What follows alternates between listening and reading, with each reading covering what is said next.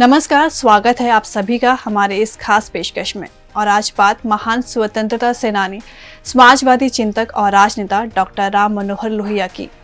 आज महान विचारक डॉक्टर राम मनोहर लोहिया की 54वीं पुण्यतिथि है।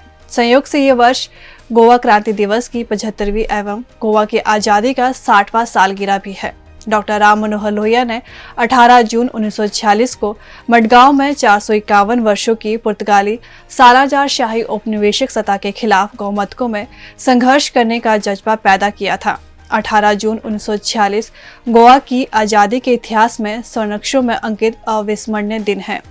शायद यही वजह है कि गोवावासी स्वयं को डॉक्टर लोहिया का ऋणी मानते हैं, जबकि डॉक्टर लोहिया कहा करते थे कि मेरा गोवा पर नहीं, गोवा का मुझ पर ऋण है।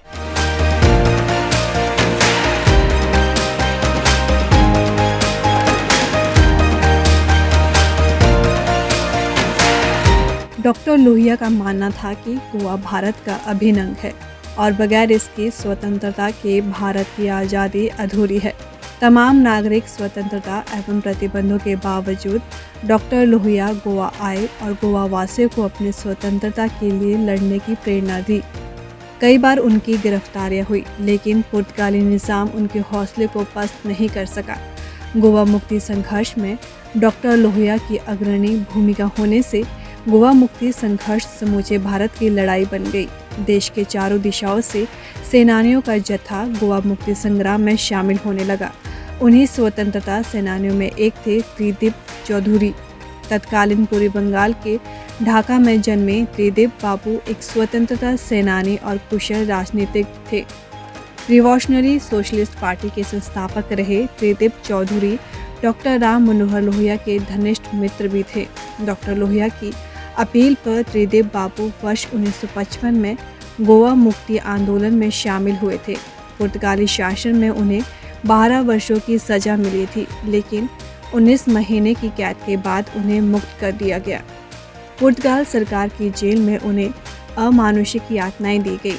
अपने कारावास के दौरान उन्होंने एक जेल डायरी लिखी, जो वर्ष 1960 में एक पुस्तक के रूप में बांग्ला भाषा में प्रकाशित हुई थी। सालाजारे जेले 19 मासे, यानी सालाजार जेल में 19 महीने। किताब में त्रिदिप चौधरी ने गोवा मुक्ति संघर्ष में शामिल महत्वपूर्ण व्यक्तियों, पुर्तगाल के उपनिवेशिक चरित्र, गौमतकों पर पुर्तगालियों द्वारा किए जाने वाले जुल्म, गोवा के आर्थिक संसाधनों की लूट, गोवा की सभ्यता एवं संस्कृति को तहस नहस करने संबंधी कई अहम बातें दर्ज की हैं। गोवा के मुक्ति आंदोलन के विषय में इतनी गहराई से लिखी गई पुस्तक इतने दिनों तक अंधेरे में रही, जो दुर्भाग्यपूर्ण है। गोवा मुक्ति युद्ध और पुर्तगाली सालाजार शाही हुकूमत की बर्बरता को जानने में ये किताब काफ़ी मददगार है। गोवा के मुक्ति संघर्ष के विषय में रुचि रखने वाले छात्रों एवं शोधकर्ताओं के लिए ये दुर्लभ पुस्तक बेहद उपयोगी है। इसे हिंदी, अंग्रेजी और कोंकणी भाषाओं में अनुदित कर प्रकाशित किया गया है। गोवा की मुक्ति के संघर्ष में डॉक्टर लोहिया ने न सिर्फ देश भर के स्वतंत्रता सेनानियों को शामिल किया, बल्कि कोंकणी और मराठी भाषाओं के कई साहित्यकारों को भी गोवा मुक्ति आंदोलन से जोड़ा। इन कवियों में बालकृष्ण भगवंत बोरकर, मनोहर राव, सरदेसाई गजानन रायकर, पीएल देशपांडे, वसंत बापट, मंगेश पनगावकर आदि प्रमुख थे, जिन्होंने अपनी क्रांतिकारी काव्य रचनाओं से गौमतकों में स्वतंत्रता के इस यज्ञ में शामिल होने की प्रेरणा दी। डॉक्टर लोहिया द्वारा 18 जून 1946 को जलाई गई अलग धीरे धीरे विशाल स्वरूप प्राप्त करता चला गया। देश के अनगिनत मुक्ति योद्धा शहीद हुए, अनेकों ने पीड़ादायक देह यातना सही, अनेकों को कारागृह में बंदी बनाया गया।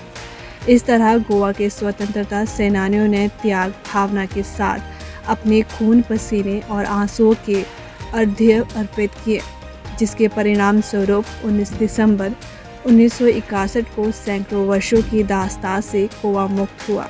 गोवा के स्वतंत्र होते ही भारत की अधूरी स्वतंत्रता को पूर्णतः प्रदान हुआ। हालांकि इतिहास में ना तो गोवा मुक्ति संघर्ष के बारे में समग्र रूप से लिखा गया है और ना ही इस बारे में शोध अध्ययन को तरजीह दी गई। नतीजन देश की युवा पीढ़ी गोवा के गौरवशाली इतिहास और स्वतंत्रता संघर्ष के बारे में अनभिज्ञ है। भारत की स्वतंत्रता के 14 वर्षों बाद गोवा को 451 वर्षों की पुर्तगाली दास्तां से मुक्ति मिली। इन 14 वर्षों के इंतजार के पीछे कौन से राजनीतिक और कूटनीतिक कारण रहे, उसके विषय में अभी भी और भी गहनता से अध्ययन किया जाना आवश्यक है। इतिहासकारों को गोवा और गोमत को समाज के इतिहास पर समग्रता से कलम चलाने की पहल करानी होगी।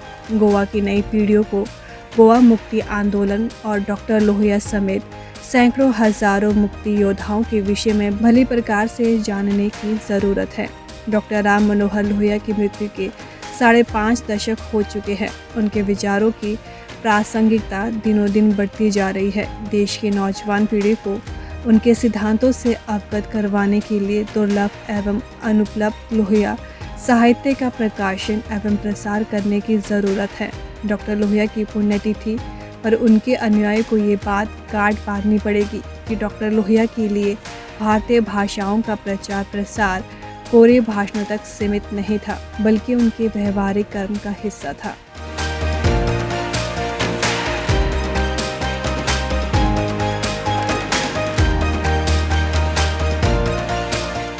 और इसी के साथ हमारी इस खास पेशकश में इतना ही। नमस्कार।